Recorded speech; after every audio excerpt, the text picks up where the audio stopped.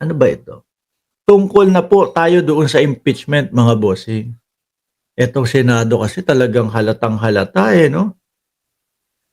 Halatang-halata po na grabe, halos sila na po ang mag-lawyer kay Inday Sara Duterte. Pero dakuin muna natin itong si Attorney Claire Castro, mga bossing. Oh. Hindi ka naman pwede laging Ayan, no? Na may napapansin na po kay Vice Presidente.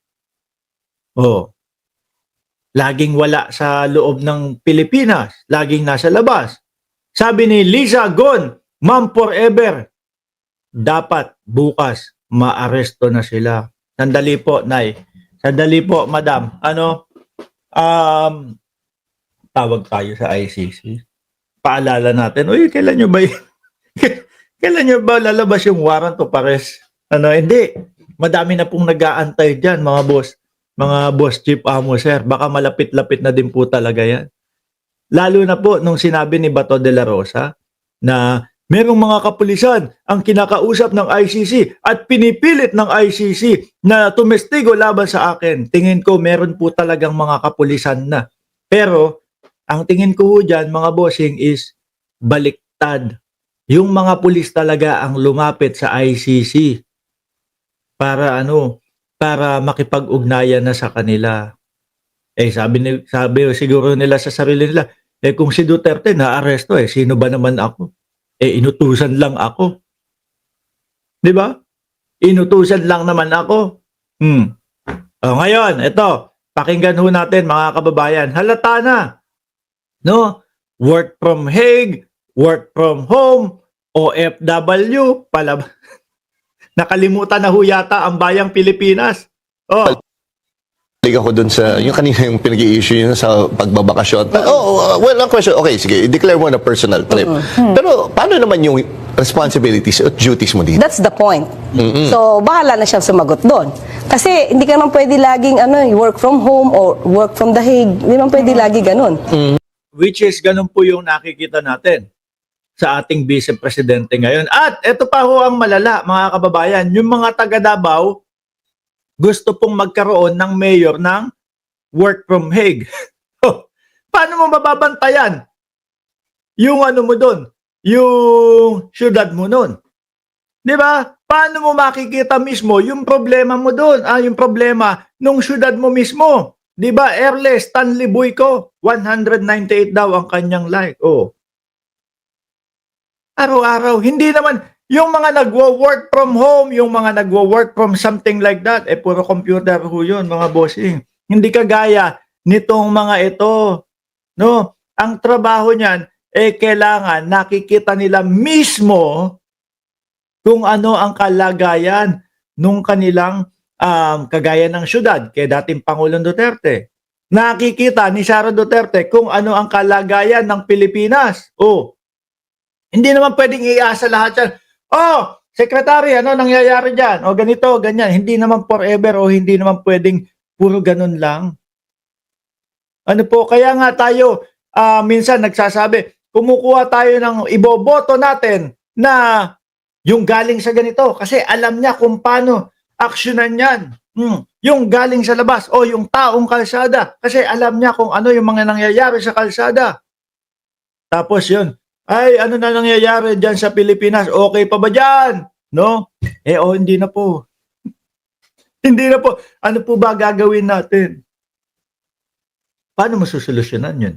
Kung hindi mo alam yung nangyayari. Kung puro sigaw mo lang paulit-ulit na paulit-ulit na yung pinapaulit-ulit nila? Bring him home, bring him home. Di ba Rodora Williams ng San Jose, California? Kasi may tao kang, hindi naman pwede utos ka lang dito.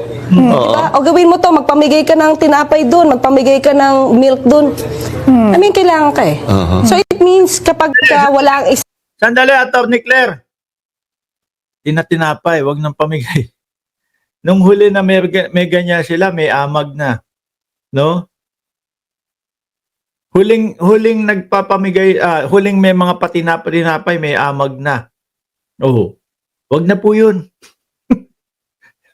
Baka po sumakit pa yung tiyan ng mga estudyante. isang leader, tapos mga tao mo na lang, Paano mo sila makukumanduhan kung di mo nakikita personal? Diba? Pwedeng gawin, oo, pero nasa yung leadership na pinag-uusapan natin. Diba? Pwede pala siyang tumakbo yung isang kumpanya kahit wala yung presidente, kasi lagi kang wala. O di, baka Mahirap yun. Babagsak po yun, mga kababayan. Babagsak po, mga bossing, kapag ka ganun ang nangyari. Kasi hindi ka nakapokus, hindi mo napopokusan eh. Yung pinapatakbo mo eh. Oo. Hindi mo mapopokusan yung kung ano nangyayari doon sa pinapatakbo mo. Diba halata na yung mga kilusan nila? Pabalik-balik lang po. Tingin ko naman dyan, mga kababayan, maagang pangangampanya na yan. Kasi madaming kailangan ipaliwanag eh. No? Madaming kailangan ipaliwanag. Biruin mo, 2028. Oh, 3 taon na lang po yan. Pag ang posisyon na tatakbuhan mo, presidente, kulang na po yan. Lalo na, at marami kang kailangan ipaliwanag at ipaintindi doon sa iniisip ng tao sa iyo. Yung impeachment, eto na po, nagsalita na din. Yung prosecution, mga bossing. Oh. Than the Philippines. Dahil po, halata na din po yung mga senador natin sa pangunguna ni Chis Escudero na binabaliwala na po ang konstitusyon ng Pilipinas. Kumbaga, kung ano na lang ho, mga kababayan, yung trip nila na ibig sabihin nung konstitusyon, yun na lang po yun. Biruin mo, napakasimple ho. Sabi ng konstitusyon, shall forthwith. Di ba? Pag may 1/3 na boto na shall forthwith into trial. Pero nangyari po ba? Kakapiranggot po na salita yun. Napakadaling sundin. Pero, kung napapansin nyo po, yung nag-iisang salita na yun, pilit nilang iniiwasan. Ano? Pilit nilang ayaw ipaliwanag. Mayayari ho sila kapag ipinaliwanag nila yun, mga bossing. No? Kasi ang gusto nila, delay at dismiss.